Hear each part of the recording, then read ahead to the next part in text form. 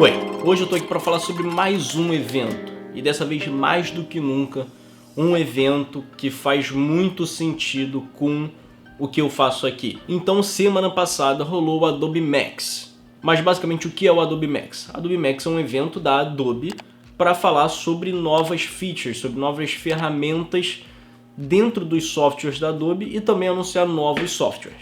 E, como tem sido o tema do último ano, dos últimos 12 meses, o evento foi focado em inteligência artificial. Praticamente tudo que eles falaram, do Photoshop, do Premiere, do Lightroom, tudo estava focado em inteligência artificial. Mas enfim, vamos direto ao assunto. Para começar, eu vou trazer direto, literalmente, força bruta, inteligência artificial com o Firefly 2. O que é o Firefly 2? Não sei nem o que é o Firefly. O Firefly basicamente é a ferramenta de criação de imagens através de inteligência artificial da Adobe. É aquele negócio que você digita um texto e aí a inteligência artificial gera uma imagem. Que nem o Dolly da OpenAI, que nem o Midjourney. São ferramentas que você faz isso que eu falei. Você digita lá o que você quer que seja a imagem e ele gera uma imagem. E aí eles atualizaram, melhoraram o Firefly, que você já tem acesso quando você tem um pacote da Adobe. E aí eles trouxeram algumas melhorias, algumas novidades para o Firefly e umas integrações interessantes, de certa forma, com os outros programas da Adobe. Primeira coisa, Vector Model, modelo vetorizado. Você dá um prompt lá, você escreve um texto e aí ele cria uma imagem e aí você consegue criar essa imagem sendo uma imagem vetorizada para você editar ela depois no Illustrator, que é um programa para criação de imagens vetorizadas, para ilustração.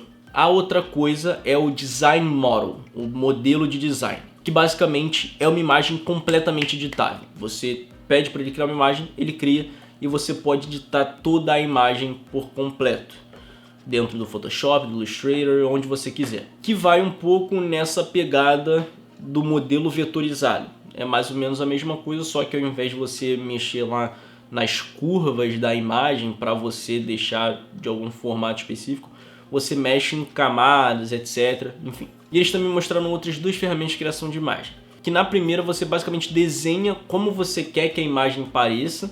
Você não desenha em detalhe, mas você desenha mais ou menos por... eu quero uma planta aqui na frente. Você faz um desenho, um rabisco, né, um esboço de uma planta e bota uma árvore no fundo.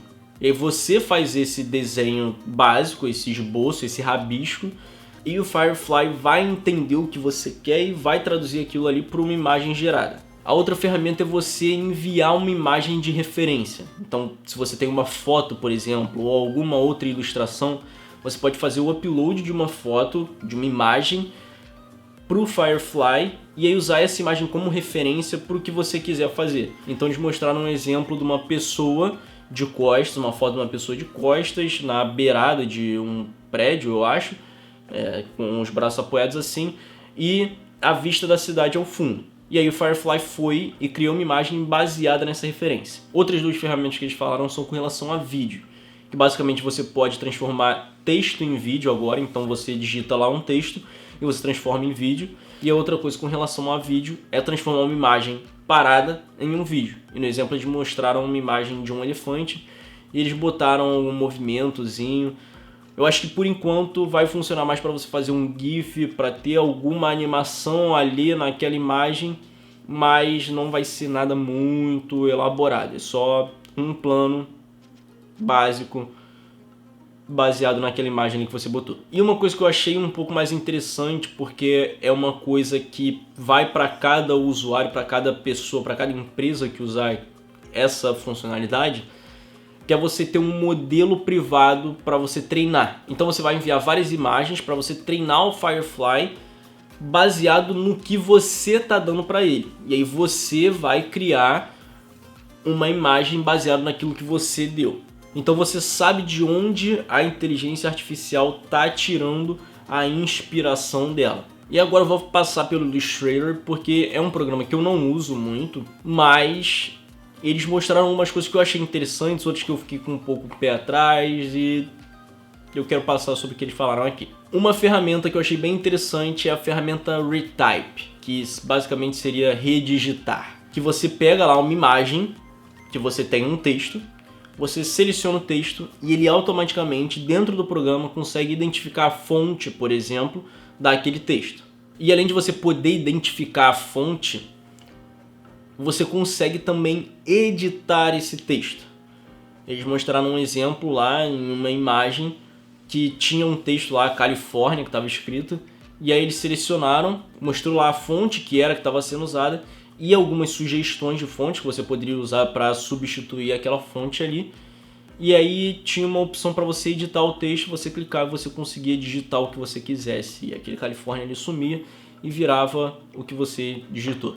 Uma outra coisa que eles falaram foi o negócio da cor generativa, o Generative Color. Que basicamente como essa ferramenta funciona você tem uma imagem lá dentro do Illustrator e aí você quer colorir essa imagem.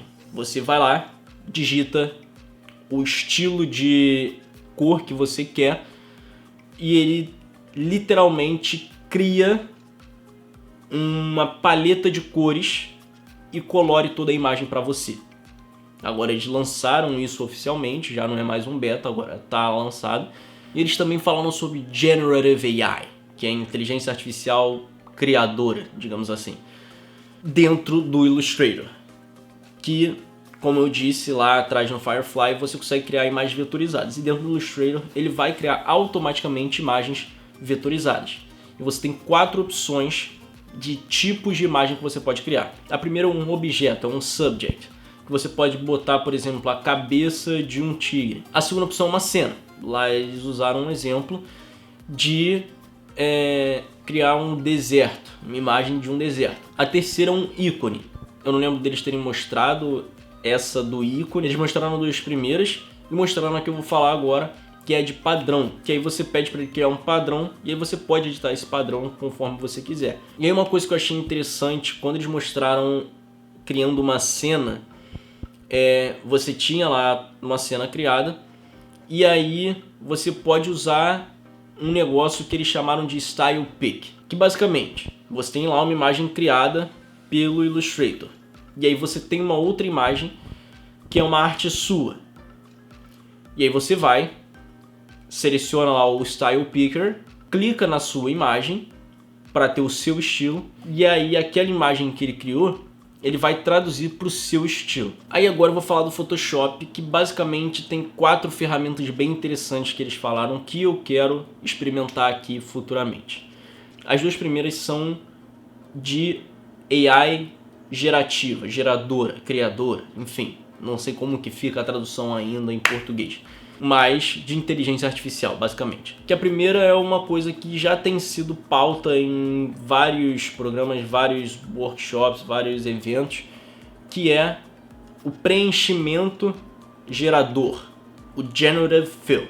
E basicamente o que eles fizeram você passa lá a ferramenta Lasso, por exemplo, e aí você clica para gerar o que você quiser. No caso eles usaram uma imagem de uma praia e aí tinha um pedaço que eram várias folhas assim, que eram alguns arbustos, e a pessoa queria criar um caminho de areia para levar para a praia. E ela só passou o laço lá, e aí digitou Sand Path, caminho de areia, e criou-se um caminho de areia. E é basicamente isso. Que é bem interessante, torna alguns trabalhos mais fáceis. Alguns criadores que gostam de fazer esse tipo de arte, que você mexe bastante na imagem, pega uma imagem e transforma ela em algo completamente diferente, talvez isso se torne uma ferramenta bem útil. Uma outra coisa que eles falaram foi o Generative Blend, que basicamente é uma mesclagem geradora. Que basicamente eles pegaram 2 pedaços de uma imagem lá, então tinha um pedaço que era mais focado nas árvores e um pedaço do céu aparecendo, e embaixo tinha só planta. E aí tinha um trecho ali onde as 2 imagens não se conectavam.